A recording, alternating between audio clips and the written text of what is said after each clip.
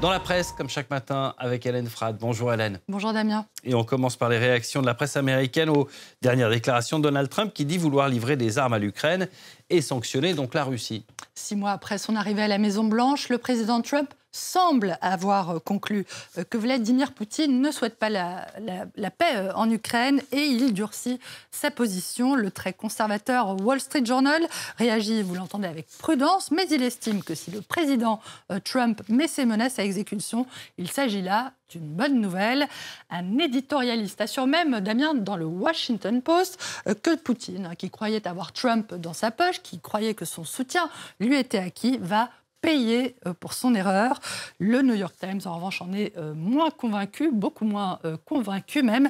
Si Trump se résigne à soutenir l'Ukraine, tardivement, à contre-cœur, mais va-t-il s'y tenir? Le journal rappelle que le président des États-Unis continue à marteler que la guerre en Ukraine n'est pas sa guerre et relève que les Russes semblent également douter que Trump maintienne longtemps sa position, comme en témoigne le bond de 2,5% de l'indice boursier moscovite après ces déclarations, illustrant peut-être, je cite, le soulagement russe que les sanctions annoncées ne sont pas imminentes.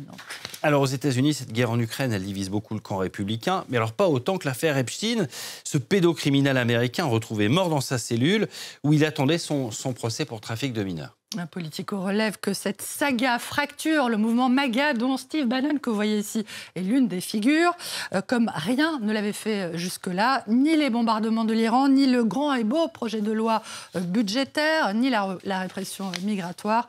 Le site rappelle, Damien, l'élément qui a mis le feu aux poudres, le rapport qui a été publié la semaine dernière, conjointement par le FBI et le ministère de la Justice, affirmant qu'il n'existe aucune preuve d'une liste de clients ou d'un vaste système de chantage élaboré par feu Epstein et que le milliardaire s'est bel et bien suicidé dans sa cellule. Des conclusions totalement à rebours de nombreuses théories selon lesquelles, entre autres, Epstein aurait tenu une liste de personnalités influentes à qui il aurait fourni des victimes mineures et aurait ensuite été assassiné dans un complot du gouvernement. Et alors qu'on dit la presse outre-Atlantique? Alors le New York Times s'étonne de ce que les fans de Trump, qui lui pardonnent tout, y compris des rumeurs d'agression sexuelle, des pots de vin versés à des stars du porno, eh bien, ne font pas de même pour l'affaire Epstein.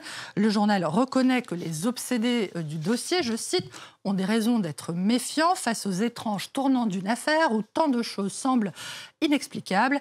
Mais il s'inquiète de cette fureur et de cette déception inhabituelle chez les MAGA qui voient dans le rapport de la semaine dernière, Damien, la preuve qu'ils font face à un complot plus puissant encore que ce qu'ils imaginaient. Trump, qui a alimenté des théories du complot pendant une décennie, se retrouve aujourd'hui dans le même panier que les élites, entre guillemets, qu'il dénonçait, c'est-à-dire du mauvais côté de la théorie du complot, résume le Washington Post. Autrement dit, ce qu'on appelle l'effet boomerang. Ouais, les innombrables théories du complot qui nourrissent d'ailleurs notamment les discours anti-vaccins. The Guardian, le quotidien britannique, cite les chiffres publiés par l'Organisation mondiale de la santé et l'UNICEF. Plus de 30 millions d'enfants dans le monde ne sont toujours pas complètement vaccinés contre la rougeole, les oreillons et la rubéole. C'est ce qu'on appelle le vaccin ROR. Et plus de 14 millions n'ont reçu aucune vaccination infantile. 14 millions. 14 millions, hein, ça signifie évidemment que des millions d'enfants à travers le monde sont exposés à des risques de maladies graves, voire de décès. Le journal Damien s'alarme en particulier de l'augmentation du nombre de cas de rougeole signalés dans le monde. Près de 10 millions de cas et plus de 100 000 décès en 2023. Autre chiffre inquiétant, le nombre de pays ayant signalé des épidémies de rougeole importantes, il a presque doublé entre 2022 et 2024, passant de 33 en 2022 à 60 l'année dernière en 2024. Aux États-Unis, le chiffre des cas de rougeole depuis le début de cette année est même le plus élevé depuis 33 ans, alors que la maladie avait été déclarée éradiquée en 2000. Les enfants qui sont en vacances en cette période estivale, et notamment en France. L'Humanité rappelle que beaucoup d'entre eux ne partent pas en vacances. C'est le cas de près de la moitié des foyers les plus modestes. Un manque que le Secours populaire tente de pallier chaque été, le temps d'une journée. Cette année, direction la Manche et ses eaux bleu-vert pour quelques 750 enfants de Seine-Saint-Denis, le département le plus pauvre de France.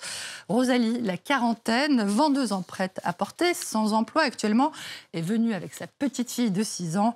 Elle dit avoir pris des serviettes, de la crème solaire, un bon pique-nique et son téléphone gonflé à bloc pour pouvoir prendre de belles photos jusqu'au soir, voir la mer et oublier un instant ses soucis. C'est aussi ce que proposent les petits frères des pauvres à des seniors. Cette fois, Libération raconte des journées de plage en Normandie rythmées par les balades, les parties de bingo et les visites de musées. Et surtout pour Marie-Claire, 84 ans, les baignades. Dès les premiers jours de son séjour, cette vieille dame avait disparu sans prévenir pour aller admirer la plage. L'océan, raconte-t-elle, est son grand amour. Elle n'avait pas eu de rendez-vous avec lui depuis très longtemps. Elle a plongé la tête la première et comme les bénévoles ne la retrouvaient pas et ont paniqué, eh bien, elle partage désormais sa petite balade odeur salée avec quelqu'un.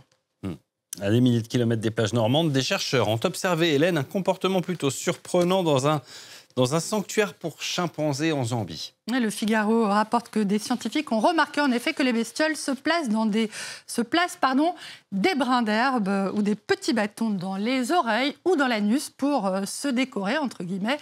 Un comportement dont ils ont compris qu'il ne relève pas d'Amiens, contrairement à ce que vous pourriez penser de raisons pratiques mais symboliques, des comportements qui peuvent se rapprocher, se comparer à des comportements humains de type tendance ou identité de groupe, comme les modes vestimentaires. Les chimpanzés victimes de la mode, étonnant, non ? Oui, en effet. Merci beaucoup, Hélène. Je n'ai pas de transition pour le sujet qui suit.